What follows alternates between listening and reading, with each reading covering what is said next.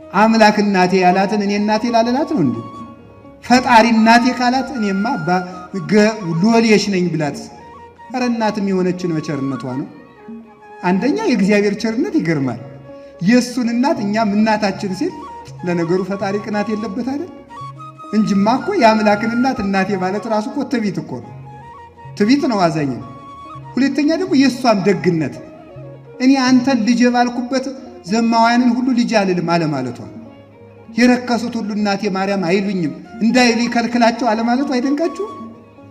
የምድር ንግሥት ብትሆን እኮ ዞር በል እኔ አንተ እናት አይደለሁም ትለን ነበር። እሷ ግን ቸር እናት ስለሆነች የመሐሪው እናት እርሪት ማርያም ለውሻ ያዘነች ስለሆነች እናታችን ስንላትም አናፍራ። እናትነቷ ሲበዛብን እንጂ ኧረ ወይ ጉድ! ወይ እናት አልልም ማለት።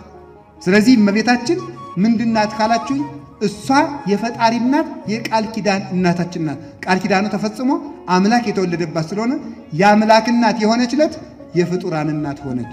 የፈጣሪ እናት ስትሆን የፍጡራን እናት የሆነችው ያን ጊዜ ነው። የፈጣሪን እናት እንድናደርግ የፈቀደልን እግዚአብሔር የተመሰገነ ይሁን።